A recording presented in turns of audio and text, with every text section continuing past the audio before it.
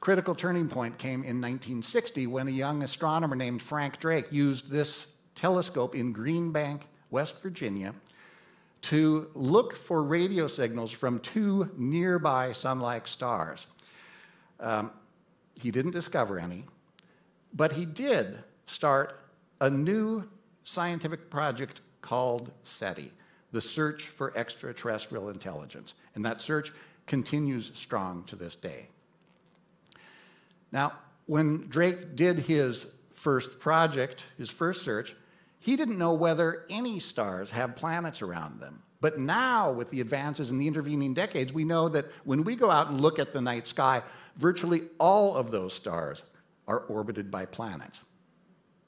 So there's plenty of real estate out there.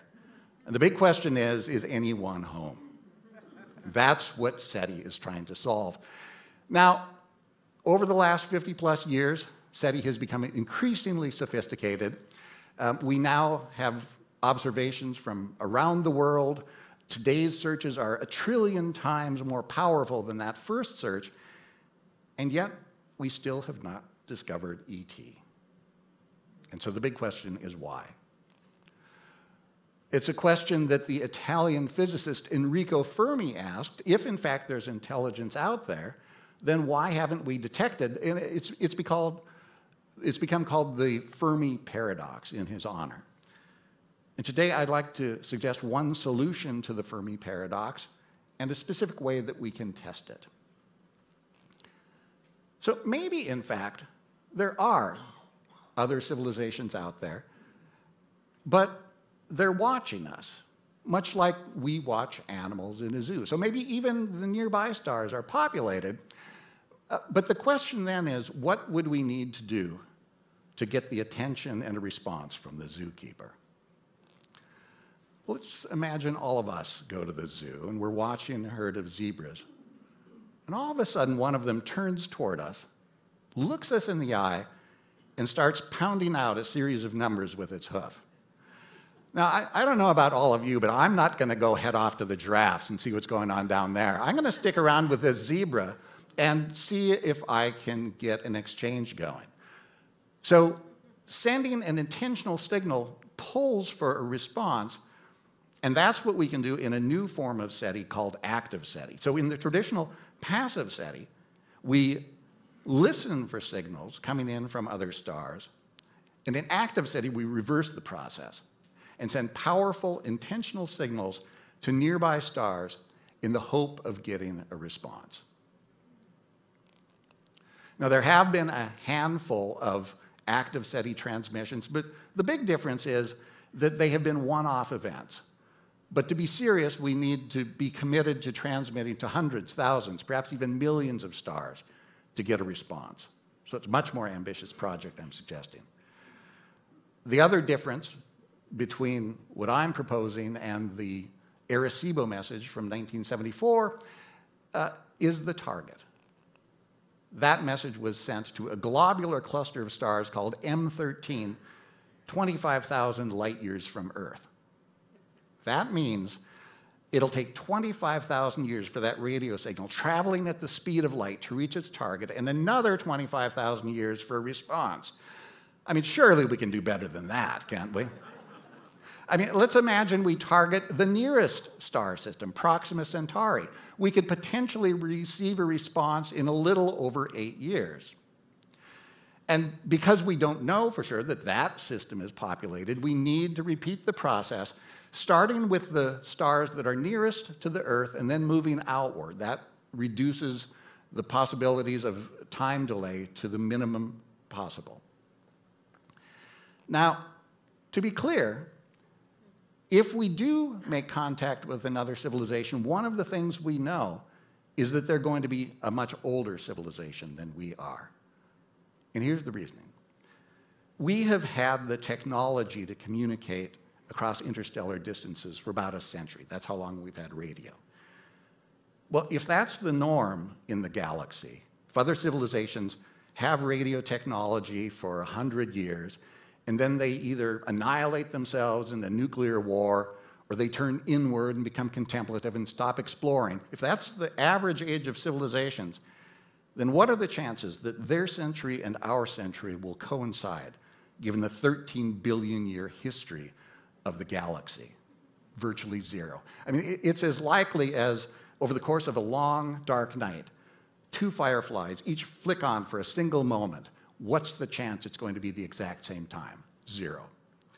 So if we make contact with another civilization, they will be much older than we are, a more stable civilization that has made it through their technological bottleneck that we're dealing with right now. We're not very good at dealing with long time scales. That's the greatest challenge we face with active SETI. We've created a few monuments that have withstood the ages.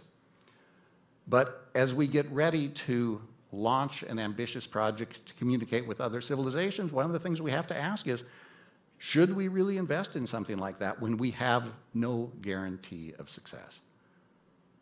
I think the answer is yes, and here's why.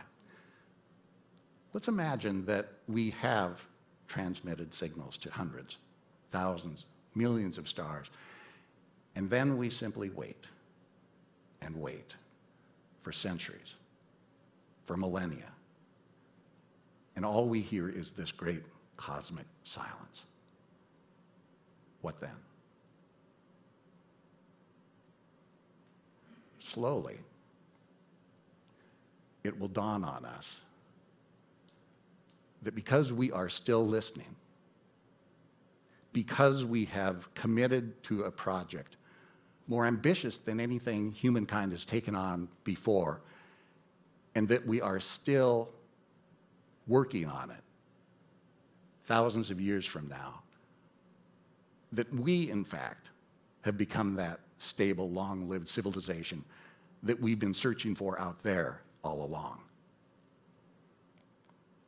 For now, though, we are a civilization in its adolescence.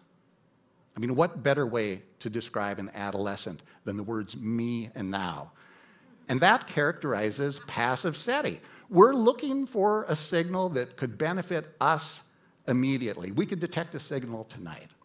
And that's a very appropriate way to start interstellar communication in our youth. But as we look forward to the next half century, I would encourage us to grow up, to think about how we can send messages that will not benefit ourselves, but could potentially benefit others, extraterrestrials and future generations of humans.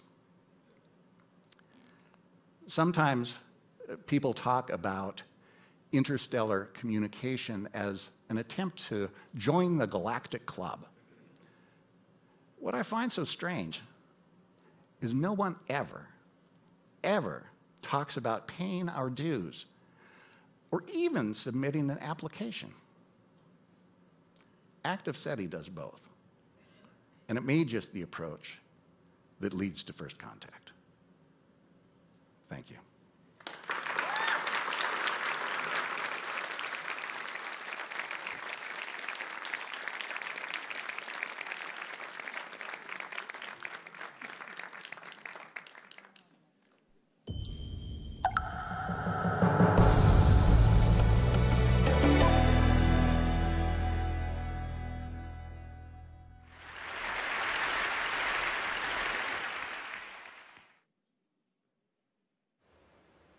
In 1969, I was standing behind the Sylvania black and white television set, hearing about these things happening on the set in the front. I was the guy, moving the rabbit ears for my dad and my sister, my mom.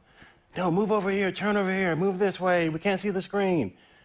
And what they were watching was one small step for a man, one giant leap for mankind. Neil and Buzz Aldrin were walking on the moon.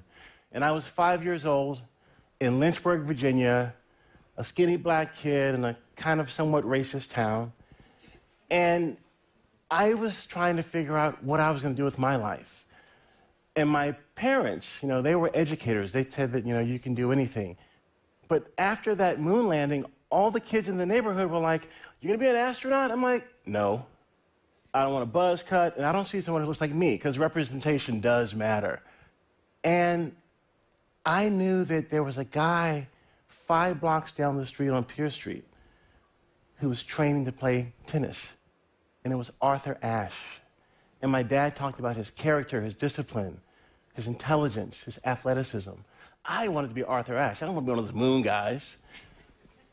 And as I went on into this journey, my dad was a school teacher. He played in a band. He did all these things to make money for my sister and I to take piano lessons and do these different things with education. And he one day decides to drive up into the driveway with this bread truck. And I'm thinking, okay, bread truck, me delivering bread while my dad's driving the truck. I'm like, okay, I'm a bread guy now. But he says, this is our camper. And I'm like, dude, come on, I can read. Marita bread and rolls on the side of this truck. And he says, no, we're going to build this into our camper. And over that summer, we rewired the entire electrical system. We plumbed a propane tank into a Coleman stove. We built bunk beds that flipped down. We were turning this into our summer vacation launch pad, escape pod, this thing that could take us out of Lynchburg. And before that, I was actually raped at 5 by some neighbors. And I didn't tell anyone because I had friends that didn't have fathers. And I knew that my father would have killed the people that did that to his son. And I didn't want my father to be gone. So as we got in this bread truck and escaped from Lynchburg, it was my time with my dad. And we went to the Smoky Mountains and looked at the Purple Mountains majesty. And we walked along the beach in Myrtle Beach. And this thing was transformative. It showed me what it meant to be an explorer at a very early age. And I suppressed all that negativity, all that trauma, because I was learning to be an explorer. And a little bit later, my mother gave me an age-appropriate, non-OSHA certified chemistry set, where I created the most incredible explosion in her living room. And so I knew I could be a chemist. So as I went on this journey through high school, and I went to college, and I got a football scholarship to play football in college, and I knew that I could be a chemist because I'd already blown stuff up. And when I graduated, I got drafted to the Detroit Lions. But I pulled a hamstring in training camp, and so what every former NFL player does, they go work for NASA, right? So I went to work for NASA. And this friend of mine said, Leland, you'd be a great astronaut. And I just laughed at him. I was like, yeah, me, an astronaut? You know that Neil and Buzz thing from back in '69? And he handed me an application, and I looked at it, and I didn't fill it out. And that same year, another friend of mine filled out the application, and he got in. And I said to myself, if NASA's letting knuckleheads like that in to be astronauts, maybe I can be one too. So the next selection, I filled out the application, and I got in. And I didn't know what it meant to be an astronaut. The training, the simulations, all these things to get you ready for this countdown, 3, 2, 1, liftoff. And in 2007, I was in Space Shuttle Atlantis, careening off the planet, traveling at 17,500 miles per hour. And 8.5 minutes later, the main engine's cut off, and we're now floating in space. And I push off and float over to the window, and I can see the Caribbean. And I need new definitions of blue to describe the colors that I see. Azure, indigo, navy blue, medium navy blue, turquoise don't do any justice to what I see with my eyes. And my job on this mission was to install this $2 billion Columbus laboratory.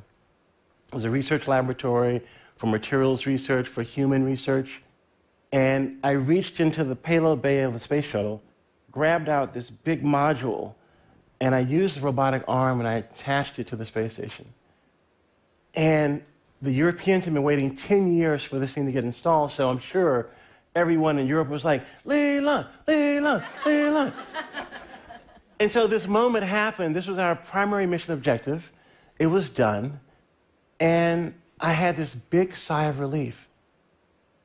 But then Peggy Whitson, the first female commander, she invited us over to the Russian segment. Now, the space station is about the size of a football field with solar panels and trusses and all of these modules. And she says, Leland, you go get the rehydrated vegetables, we'll have the meat. So we float over with a bag of vegetables, all rehydrated, and we get there. And there's this moment where I get transformed back to my mother's kitchen. You can smell the beef and barley heating up. You can smell the food, the colors. And there are people there from all around the world. It's like a Benetton commercial. You know, you had African-American, Asian-American, French, German, Russian, the first female commander, breaking bread at 17,500 miles per hour, going